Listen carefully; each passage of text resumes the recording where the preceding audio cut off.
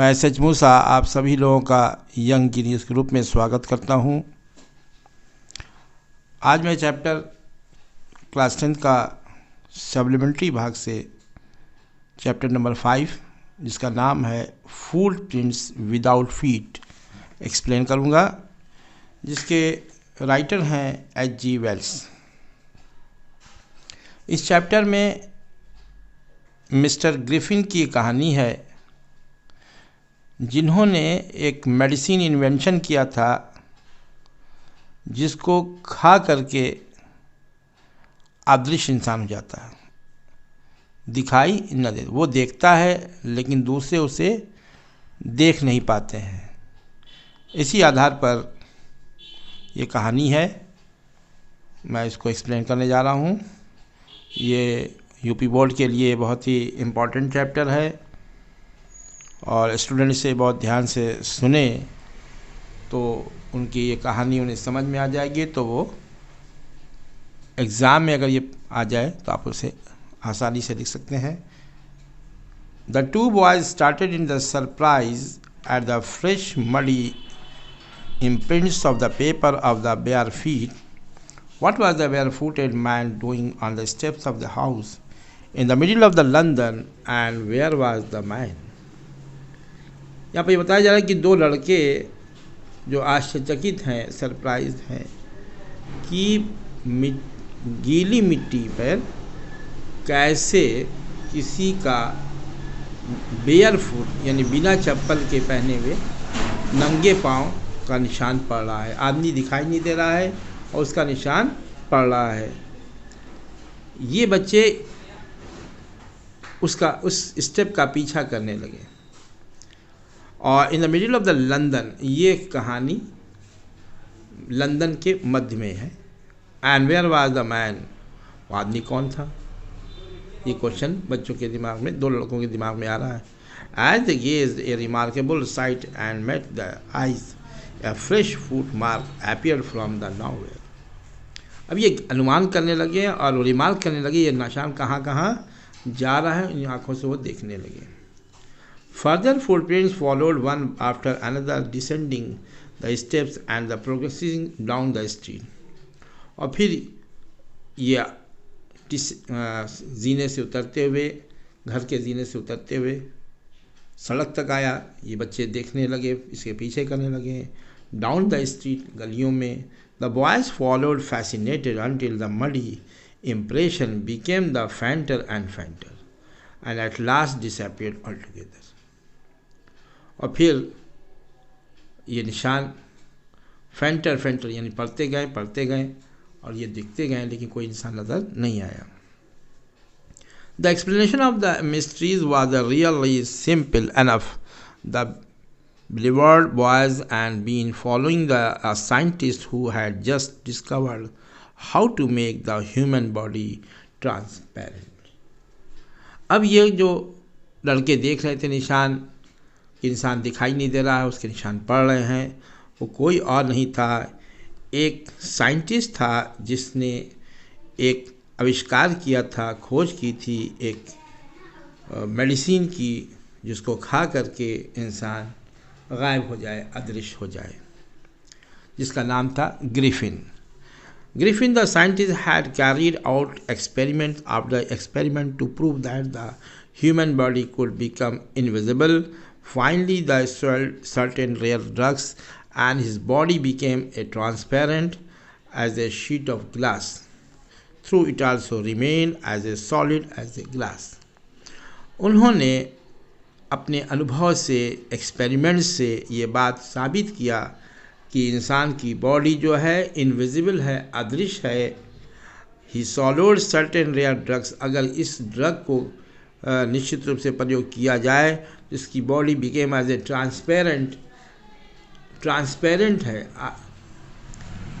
As a sheet of glass, यानी जैसे कोई शीशा हो, दर्पण हो, उसी तरह से उसके इंसान का शरीर है, मनुष्य का शरीर है। ये बात उन्होंने साबित की। Though it the remarkable as a solid as a glass. Brilliant scientist thought he had a Griffin was of rather a lawless person. His landlord disliked him and tried to eject him, and Reverend Griffin set up fire to the house. अब इनकी कहानी थोड़ा सा background बता दें. इसमें कहानी बताया जा रहा है कि जो बिल्डर साइंटिस्ट जो थे वो बहुत ही लॉलेस पर्सन थे, लापरवाह इंसान थे. Lawless. His landlord dislike him and try to eject him.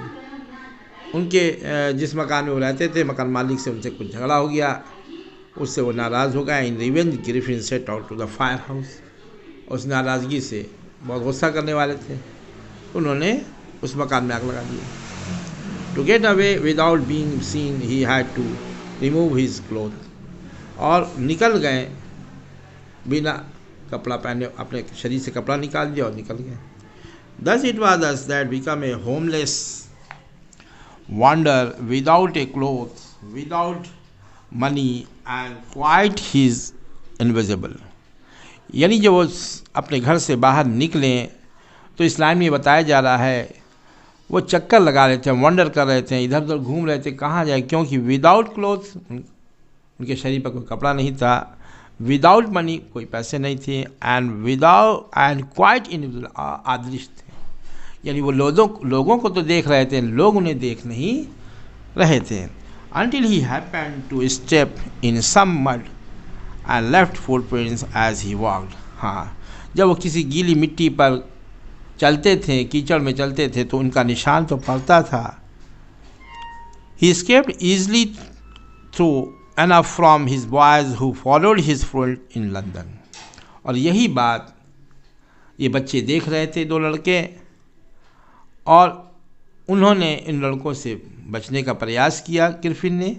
And boys who followed his footprint in London, but his adventures were by no means over. He had chosen a bad of time of the year to wander about London without clothes.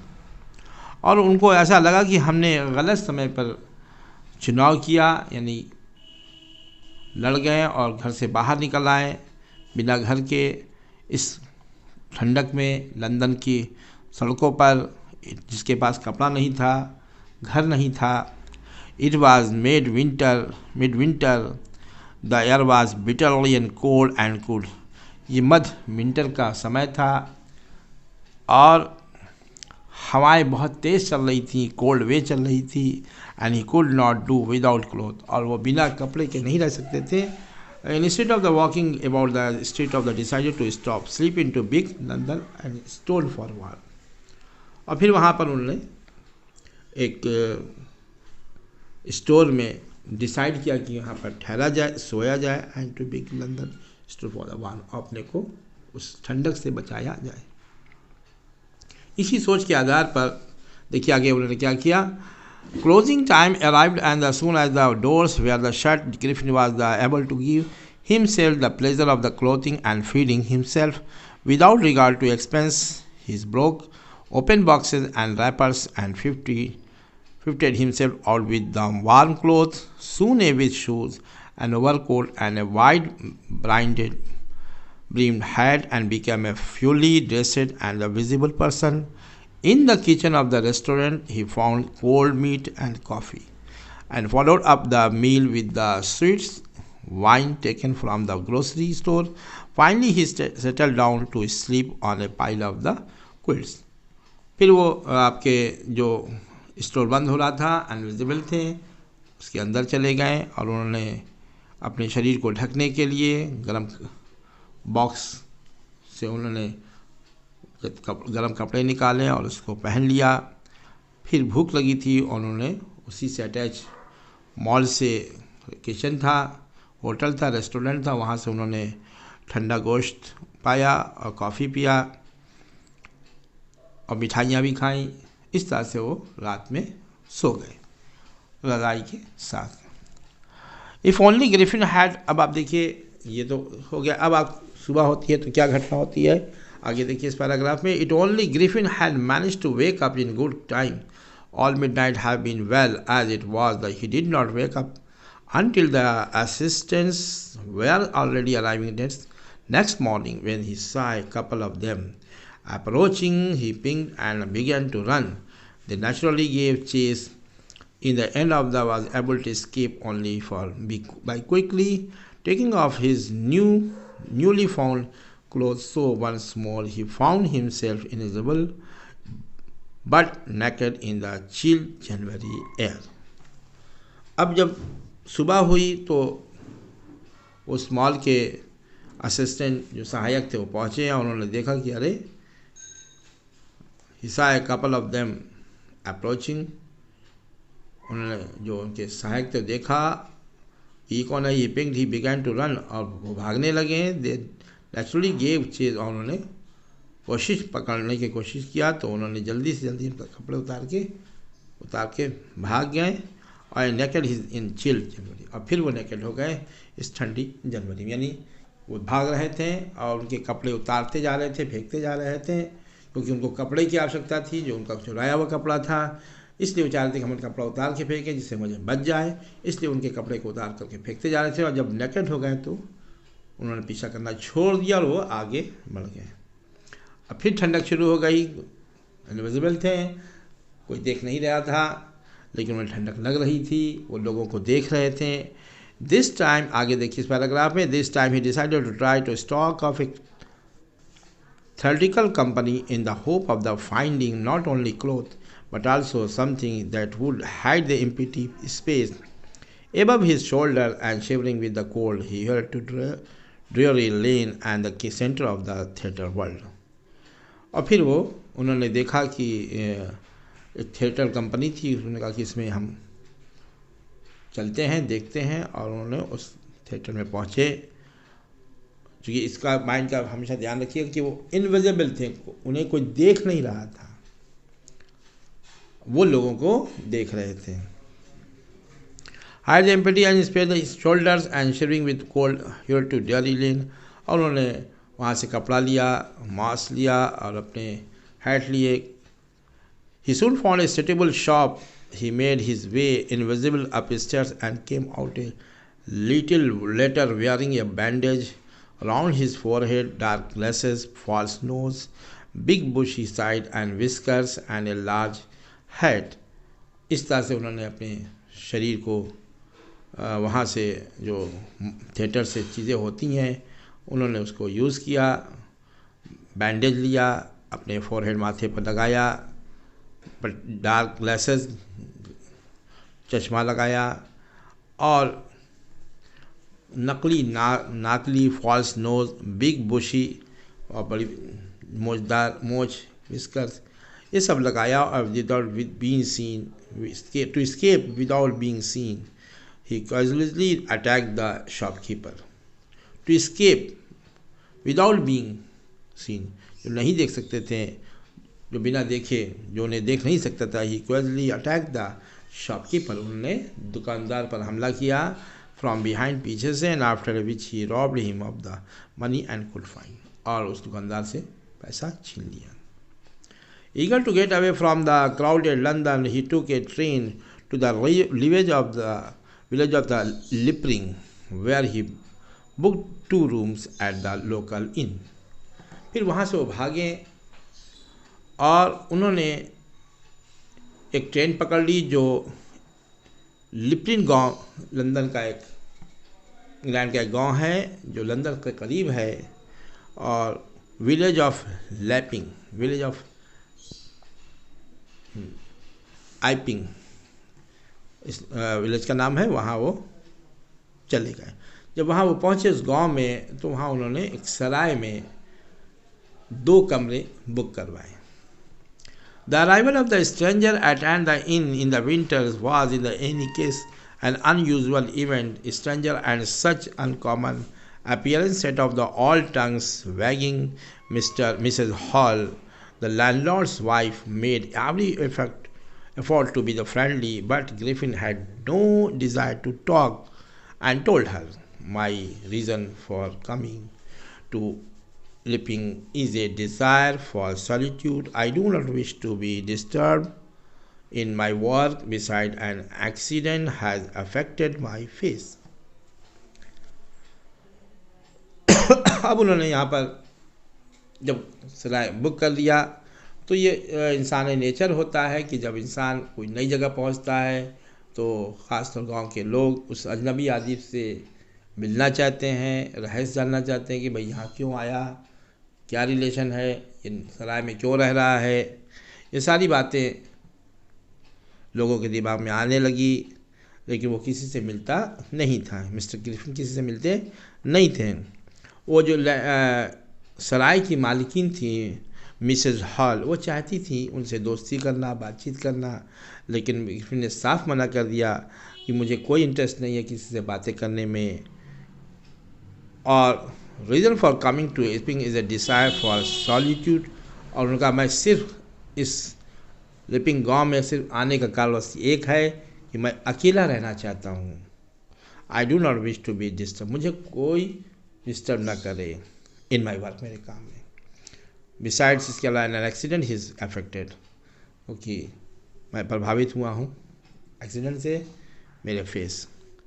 Satisfied that her guest was an eccentric scientist, and in a view of the fact that he had paid for her in advance, Mrs. Hall was prepared to excuse his strange habits and irritable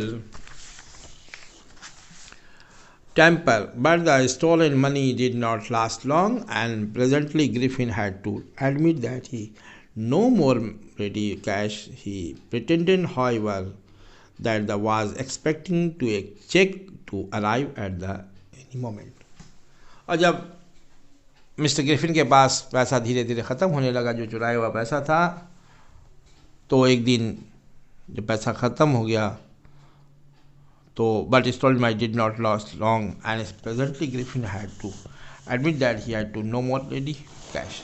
तो mister Griffin ने मालकिन से कहा सराय की कि मेरे पास अभी पैसा नहीं है, और चेक मेरा आ जाएगा तो हम आपको पैसा दे देंगे। Shortly afterwards a curious episode occurred very early in the morning. A clergyman and his wife were awakened by noise in the study, creeping the downstairs, and they heard the chink of the money being taken from the clergyman's desk. यहाँ पर एक दिन की घटना है कि curious डराने वाला एपिसोड की बात कहानी है कि very early in the morning, बहुत सुबह, एक clergy man and his wife, यानी एक पादरी और उसकी पत्नी ने कुछ आवाज़ सुनी अपने कमरे में, इन द स्टडी रूम में। तो क्रीपिंग डाउन स्टेयर, उन्होंने सीने से उतरे, धीरे धीरे उतरे, and here the chink of the money, कुछ सिक्के की आवाज़ सुनाई दी, बीइंग टेकन फ्रॉम द क्लर्गीमैन, जहाँ उनका डेस्क था जो उसी में से। Without making any noise and with A poker clapped firmly in his hand, and clergyman flung upon the door. और विदाउट मेकिंग एनी नॉइज, बिना कोई आवाज़ किए हुए उन्होंने फर्मली, बड़ी दृढ़ता के साथ कहा पादरी ने कि flung open the door, open the surrender, और दरवाज़ा खोल दो, सरेंडर, आत्मसमर्पण, कौन है अंदर। Then to his amazement he realise that the room appeared to be empty. He had his wife looked under the desk and behind the curtain. उन्होंने ये देखा कि कमरा खाली था, कोई दिखाई नहीं दे रहा था, लेकिन आवाज़ें आ रही थी। अब जाहिर बात है, जब उन्होंने देखा कि कोई आवाज़ आ रही है, कोई सिक्के की, कुछ पैसे की, कुछ बटोरा कोई निकाल रहा है, तो उन्होंने समझा कोई चोर है, और उन्होंने घुस गए पकड़ने के लिए। जब अंदर गए तो कमरा खाली था। And his wife look under the desk, और इनकी पत्नी डेस्क के अंदर देखने की कहाँ छुपा है, बिहाइंड द कर्टेन, पर्दे के पीछे देखा। And even at the chimney, जहाँ आग तापने के लिए चिमनी होती थी उसके पीछे उन्होंने देखा, वहाँ भी नहीं। These was not sign of any body, कोई भी इंसान नजर नहीं आ रहा था। Yes, at the desk had been open and the house keeping money was missing. और ये बात तो तय थी कि डेस्क खुला हुआ था और उसमें से जो थोड़ा बहुत जो पैसा रखा हुआ था वो गायब था, house keeping money was missing. Extraordinary affair, the clergyman kept saying for the rest of the day. कौन है आदमी कि जो दिखाई नहीं दे रहा है? But it was not the extraordinary as the behavior of Mrs. Hall's furnitures a little later that morning. Mrs hall के फर्नीचर से, जहाँ पर फर्नीचर निकल रहा था मिसेस हॉल का, उस सुबह में मिसबिहेवियर हुआ. The landlord and his wife were up very early and were surprised to see the scientist's door wide open. Usually it was shut and locked. The landlord and his wife, यानी मकान मालिक और मकान मालिक उनकी पत्नी where up वेली जल्दी उठे और उन्होंने स्टॉक गए कि to see the scientist door wide open. उसका दरवाज़ा हमेशा बंद रहता था, आज पूरा खुला हुआ था. Usually it was the shut and locked, हमेशा बंद रहता था, आज वो खुला हुआ था. तो वो चौंक गए, क्या बात है. And he was furious of the any one enter his door, और उनके कमरे में घुस गए. The opportunity seem too good to be missed, लेकिन उन्हें कोई दिखाई नहीं दिया. They peeped round the door, उन्होंने चक्कर लगाया दरवाजे का, saw nobody and decided to investigate, और क्या कि वो इन्वेस्टिगेट किया जाए, छानबीन किया जाए, कौन है इसमें. The bed cloth were cold, showing that the scientist must have been up for some time, and stranger still, the cloth and bandage that they always wore lying about the room. और फिर उन्हें देखा कि जो कपड़े थे वो ठंडे थे, और showing that the scientist must have been up for some time. The stranger still, लगता है आदमी कहीं गया था, cloth bandage and that always were found lying about the room, और जो कपड़े वगैरह सब पड़े हुए थे. All of the sudden Mrs. Hall heard a sniff close to the ear. लेकिन तभी अब ये देख ही रही थी कि अचानक खाली कमरे में उन्हें किसी की सांस लेने की आवाज़ सुनाई दी. Sniffed close to ear. A moment later the hat on the bed post lit up and the dash itself into her face. और अचानक उसके बाद उनको जो हैट था वो उड़ता हुआ दिखाई दिया. Left up and dash itself, जो रखा हुआ था. Then the bedroom chair became alive, और जो बेडरूम में चेयर रखी हुई थी वो हिलने डुलने लगी. स्प्रिंगिंग इनटू द एयर, हवा में उड़ने लगी. It is the charge state to her, और उन्हें उस पर चोट पहुंचाया इस चेयर के माध्यम से. लेग्स फॉरमोस्ट, उनके पैर पर चोट मारी. As she and her husband turn away in the terror, और इस घटना को देख करके दोनों टेरर हो गए, भयभीत हो गए. The extraordinary chair pushed them both out of the room, और दोनों को इस चेयर ने चोट पहुंचाई. And then appeared to slam and lock the door after them, और फिर वो उस दरवाजे को बंद कर दिया गया. Mrs. Hall almost fell down and the stairs in the helices. She was convinced that the room was haunted by spirits, and said, and that stranger somehow caused to enter into the furniture. और कौन ऐसा है जो haunt कर रहा है, डरा रहा है, और मेरे फर्नीचर ने मुझे चोट पहुंचाई, जो मेरे पुराना मेरा फर्नीचर था. My poor mother use to sit in that chair. Mrs Hall ने कहा, मेरी माँ इस चेयर पर बैठा करती थी, आज इस चेयर ने मुझे चोट पहुंचाई. She mourned to think that should be rise up against the menu. The feeling among the neighbours and was that the trouble was caused by the witchcraft, but the witchcraft not root when he news of the burglary and the clergyman's home became known. The strange scientist was strongly suspected, and having had a hand in it, suspicion grew even the stronger when the suddenly produced some ready cash, though he had admitted not long before that he had no money. और ये दो घटना जब हुई कि पादरी का पैसा चुराया गया, इनको चोट पहुंचाई गई। अब ये डर पैदा हो गया, ये कौन व्यक्ति है, कोई भूत वगैरह तो नहीं है। ये सारी चीज़ें लोगों के दिमाग में बैठने लगी। तब the village constable was secretly sent for instead of waiting for the constable. और फिर पुलिस को कंप्लेन की गई कि भाई ऐसी सी घटना हुई है। Police I. Mrs. Halls went to the scientist who had somehow mysterious appeared from his empty bedroom. और मिसेस हेल्थ जो उस साइंटिस्ट को जानती थी, कहा कि ये रहस्य है और फ्रॉम हिज एम्प्टी बेडरूम की खाली कमरे में खाली बिस्तर पर कौन आदमी है। I want to know what you have been doing to my chair upstairs, she demanded, and I want to know how did you come to out of the empty room and how you entered a locked room. और फिर उन्होंने demand किया उससे कि भाई ये बंद कमरे में, मैं जानना चाहती हूँ कि तुम कौन हो और ये बंद कमरे में कैसे तुम अंदर आए।